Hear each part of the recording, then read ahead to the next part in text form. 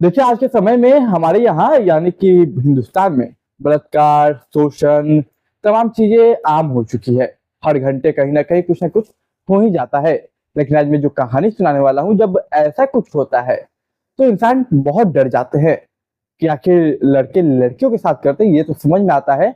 लेकिन आज की जो कहानी है, वो ऐसा होता है, तो जब ये खबरें बाहर निकल के सामने आती है, तो तमाम लोग डर जाते हैं, सहम से जाते हैं कि आखिर हम किससे बचाएँ और किसको बचाएँ।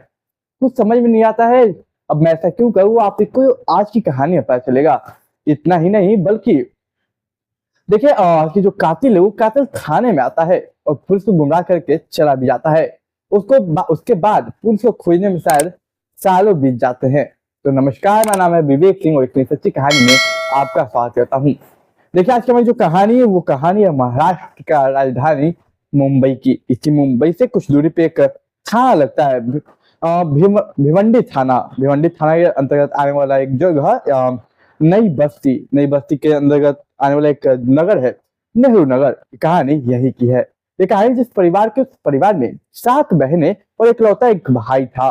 7 बहनों का एक भाई जिसका नाम था शोएब रशीद शेख। शोएब रशीद शेख की उम्र की बात करूं तो 16 साल। ये कहानी है 20 नवंबर साल 2020 की। 20 नवंबर साल 2020 को होता क्या है, शोएब बाहर गया हुआ था, लेकिन उस रोज वापस घर नहीं आता। वो खेलने कूदने गया होता है, लेकिन वापस जब घर नहीं आता तो माता पिता को चिंता सताती। माता पिता उसे खोजने की कोशिश करते, लेकिन शोएब नहीं मिलता। जब शोएब नहीं मिलता तो उसके दोस्तों से माता पिता पूछते, वहां भी नहीं था। अपने जो आसपास के या पड़ोसी थे, रिश्तेदार या पड़ोसी, उनसे भी पूछा जाता। अफसोस कि वो वहां भी नहीं मिलता।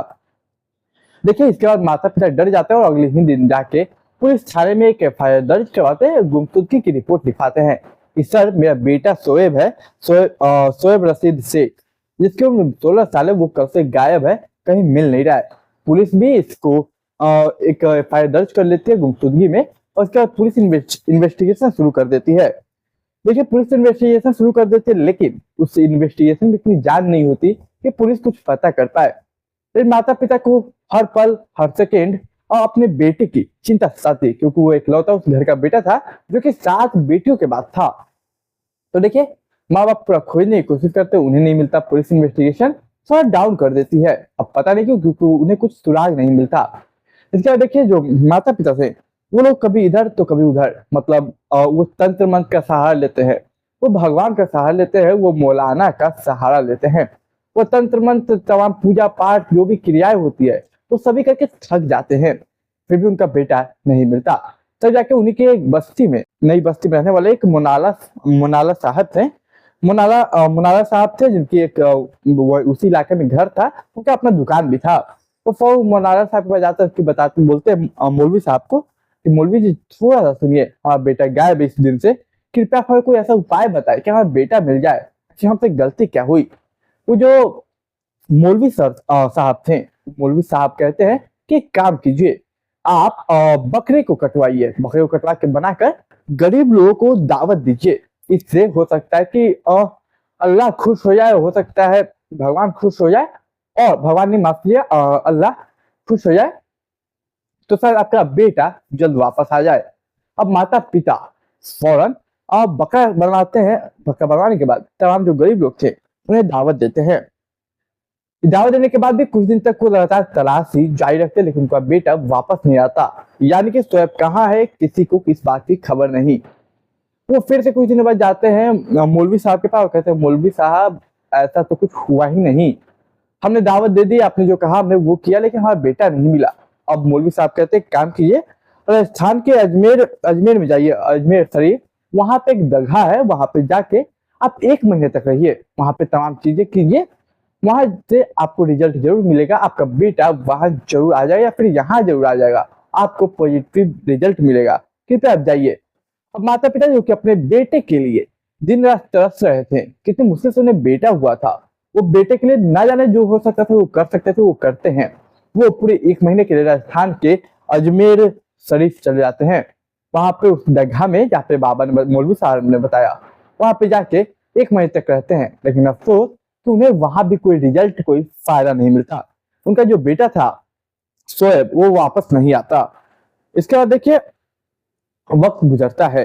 वो फिर वापस से मौलवी साहब के पास जाते हैं और जाने के बाद मौलवी साहब कहते हैं कि आ जाएगा, सब रखिए। इसके बाद वक्त पे वक्त गुजरता जाता है। साल 2020 20 नवंबर को ये कहानी शुरू हुई थी। साल 2021 गुजर जाता है, साल 2022 गुजर जाता है, अब आता है साल 2023। साल 2023 में कुछ ऐसा होता है जो कि इस केस का रुख पलटने वाला था। दरअसल साल 2023 में उसी थाने में यानी कि भिवंडी थाने में नई बस्ती का कहने वाला शख्स आता है, एक मियां बीबी आते हैं। वो एक रिपोर्ट लिखवाते हैं। वो रिपोर्ट पर केस पलट देता है 3 साल पहले का। होता है कि वो रिपोर्ट के बाद सर यहाँ के जो मौलवी साहब है वो हमारे बच्चों के साथ गंदा और घिनौना कृत्य करते हैं, घिनौना और गंदा काम करते हैं। अब जब मौलवी साहब का नाम आता है, यानी कि मौलवी साहब जिनका पूरा नाम था मौलाना गुलाम रखबानी शेख, मौलाना गुलाम रखबानी शेख, ये था उस मौलाना साहब का पूरा नाम। तो मौलाना साहब के ऊपर पुलिस रिपोर्ट बनाती है और मौलाना साहब को थाने बुला के लाती है। लेकिन मौलाना साहब उन्हें गुमराह करके वहां से रफू चक्कर हो जाते हैं। देखिए, जैसा कि उन पर एलिगेशन लगाया गया था, वो एलिगेशन ये था कि उनके बच्चों के साथ जो नई बस्ती के रहने वाले नए आए थे 2023 में रिपोर्ट दिखाने, उनके बच्चों के साथ मौलाना साहब ने कुछ ऐसी चीजें की जो कि अक्सर लड़के लड़के के साथ कहते हैं, संबंध बनाए, घिनौने चित्र किए, मतलब घिनौने चीजें की। इसके बाद पुलिस लगातार मौलाना साहब को खोजने की तलाश करती। इसी बीच ये केस क्राइम ब्रांच के पास चला जाता है क्योंकि पुलिस से कुछ नहीं हो पाया था, पुलिस ये केस सॉल्व नहीं कर पा रही थी।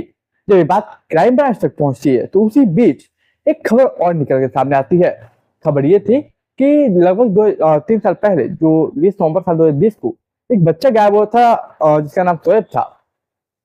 उस बच्चे का और उस मौलाना का कुछ ना कुछ रिश्ता जरूर है। बच्चा यूं ही गायब नहीं हुआ था। अब जो क्राइम ब्रांच थी वो इन्वेस्टिगेशन अपना तेज कर देती है।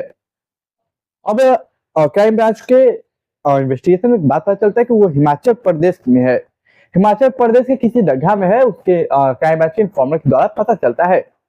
अब फॉर क्राइम ब्रांच की टीम जाती है दघा, वहां हिमाचल प्रदेश में, यहाँ बताया गया था इन्फॉर्मर के द्वारा।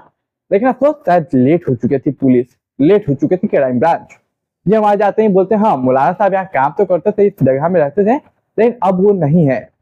अब पुलिस कहती ये कैसे हो सकता है, ये तो बड़ी गुप्त और सीक्रेट इन्फॉर्मेशन थी। तो जो दघा वाले तमाम लोग थे वो कहते कि हो सकता है आपसे पहले मौलाना साहब को इस बात की भनक लग गई हो, वो फरार हो गए। वक्त गुजरता है, वक्त गुजरते गुजरते साल 2023 से 24 से 25 आता है। तारीख थी 8 अप्रैल साल 2025। 8 अप्रैल साल 2025 को फिर से ट्रैक होता है उत्तराखंड के एक मस्जिद में। मौलाना साहब ट्रैक होते हैं, यानी कि उत्तराखंड के मस्जिद में जब इंफॉर्मर देता है क्राइम ब्रांच को इन्फॉर्मेशन, पुलिस की इन्फॉर्मेशन, तो फौरन इस पर पुलिस और क्राइम ब्रांच देर नहीं करती है।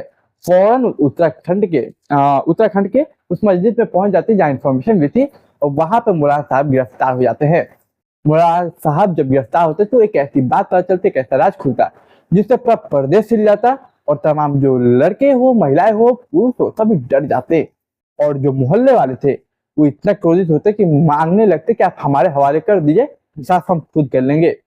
दरअसल पुलिस इन्वेस्टिगेशन में ये पता चलता है कि मौलाना साहब ने खुद इस बात को कबूला भी कि वो लड़कों के शौकीन थे, लड़कों में इंटरेस्ट था उनका, वो उनके साथ संबंध बनाया करते थे। पता क्या कि 20 नवंबर साल 2020 को जब वो किसी लड़के के साथ संबंध में आए थे, किसी लड़के का साथ लेटे हुए थे, सोए हुए थे, उस वक्त जो वो लड़का था शोएब उन्हें देख लेता है। और सिर्फ शोएब देखता है, चलो बात समझ में आती, उसी वक्त शोएब उन्हें देखता है और वो शोएब को देख लेते हैं। अब मौलाना साहब डर जाते हैं कि अगर ये बात बाहर आई तो मेरी जो इज्जत है, मेरी मान प्रतिष्ठा जो है वो कहीं ना कहीं खत्म हो जाएगी हमेशा के लिए, और मेरी जो दुकान है वो भी बंद हो जाएगी। इसका वो प्यार से किसी तरकीब से शोएब को बुलाते हैं अपने पास। शोएब भी बच्चा था, उतना सोचता नहीं, वो चला जाता है। अब जाने के बाद वो सोचते नहीं है, मौलाना साहब कुछ फौरन उसका गला पूरा ताकत ला के पकड़ लेते हैं और दबा देते हैं। कुछ मिनटों में ही वो बच्चा 16 साल का शोएब मर जाता है उसी वक्त। मरने के बाद उन्हें लगता है कि अब क्या करूं, कैसे ठिकाना लगाऊं। तो वो एक बड़ा खौफनाक प्लान बनाते हैं। खौफनाक प्लान में इसलिए क्या, क्योंकि वो और मौलाना साहब उस बच्चे के न जाने कई टुकड़े करते, उन्हें बोटी बोटी काट देते। बोटी बोटी काटने के बाद अब सोचते कि इसको एक एक करके कहीं फेंकता जाऊंगा, इसके पार्टों को, बॉडी पार्ट्स को, क्योंकि एक बार में फेंकूंगा तो कहीं ना कहीं मिल जाएगा। अब सोचिए एक एक करके वो बॉडी पार्ट्स को फेंक रहे थे। इधर माँ बाप उसी मौलाना के पास अपने ही बेटे की खोज करने के लिए बोल रहे थे। मौलाना को मौका मिल गया, मौलाना उसे बहकाता है, कभी बकरे को कटवा के दावत दिलवा दिया, तो कभी 1 महीने के लिए दरगाह राजस्थान भेज दिया। और इससे मौलाना साहब को काफी टाइम मिल गया। इसके बावजूद मौलाना साहब का जो दुकान था उसके जस्ट बगल में एक और दुकान था।